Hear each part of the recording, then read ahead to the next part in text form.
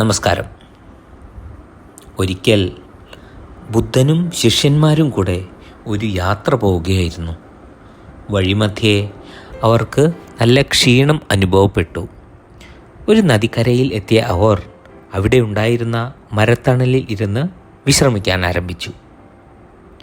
വളരെ ക്ഷീണിതനായ ബുദ്ധൻ ശിഷ്യനോട് പറഞ്ഞു, എനിക്ക് വല്ലാതെ ദാഹിക്കുന്നു, അല്പം വെള്ളം കൊണ്ടുവരാമോ എന്ന്.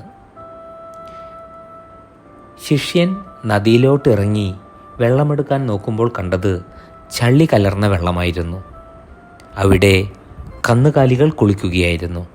അതുകാരണം തന്നെ വെള്ളം ആകെ കലങ്ങി മറിഞ്ഞിരുന്നു. ശിഷ്യൻ അല്പം കൂടെ ഉള്ളിലോട്ടിറങ്ങി ജലമെടുക്കാൻ ശ്രമിച്ചു. എന്നാൽ അവിടെയും കലങ്ങിയ വെള്ളം തന്നെയായിരുന്നു. ഈ വെള്ളം തൻ്റെ ഗുരുവിന് കുടിക്കാനാവില്ലല്ലോ എന്നോർത്ത് അയാൾ അല്പം പോലും വെള്ളമെടുക്കാതെ തിരിച്ചുപോയി. ബുദ്ധനോട് കാര്യം പറഞ്ഞു. ബുദ്ധൻ പ്രത്യേകിച്ച് മറുപടി ഒന്നും കൊടുത്തില്ല.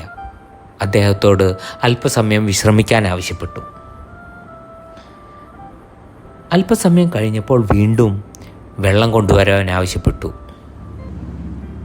നദിയിലെത്തിയ ശിഷ്യൻ കണ്ടത് കണ്ണാടി പോലെ തെളിഞ്ഞ ശുദ്ധമായ ജലമായിരുന്നു. ശിഷ്യൻ സന്തോഷപൂർവ്വം വെള്ളം എടുത്തു കൊണ്ടുവന്ന് കൊടുത്തു. ബുദ്ധനോട് ചോദിച്ചു, ഇതെങ്ങനെ സംഭവിച്ചു? ബുദ്ധൻ പറഞ്ഞു, ആ സമയത്ത് ജലവും മണ്ണും കൂടെ കലർന്നിരുന്നു. എന്നാൽ ഇപ്പോൾ മണ്ണെല്ലാം താഴെ ഊർന്ന് ജലം ശുദ്ധമായി മാറി. അതെ, മനുഷ്യ മനസ്സും ഇതുപോലെ തന്നെയല്ലേ? നമ്മൾ മനസ്സിൽ ഒരേ സമയം ഒരുപാട് കാര്യങ്ങൾ ചിന്തിച്ചുകൊണ്ടിരിക്കും. അതിൽ ഭൂരിഭാഗം കാര്യങ്ങളും നടക്കാത്തവയായിരിക്കും. അതെല്ലാം ഓർത്ത് മനസ്സ് ആകെ ഡിസ്റ്റർബ്ഡ് ആയിരിക്കും. എന്നാൽ എന്താണ് നമ്മൾ ചെയ്യേണ്ടത് എന്നറിയാമോ? മനസ്സിനെ ഫ്രീ ആക്കി വിടാൻ ശ്രമിക്കുക. മനസ്സ് ശാന്തമാക്കാൻ നമ്മൾ പ്രത്യേകിച്ചൊന്നും ചെയ്യേണ്ട കാര്യമില്ല. മനസ്സിനെ കുറച്ച് സമയം കൊടുത്താൽ മാത്രം മതി. അത് താനേ ശാന്തമാകും. നമ്മൾ മനഃപൂർവ്വം മറ്റെന്തെങ്കിലും ആലോചിച്ചുകൊണ്ട് മനസ്സിനെ ശാന്തമാക്കാൻ ശ്രമിച്ചാൽ മനസ്സ് കൂടുതൽ ഡിസ്റ്റർബ് ആവുകയേ ഉള്ളൂ എന്ന് മനസ്സിലാക്കുക.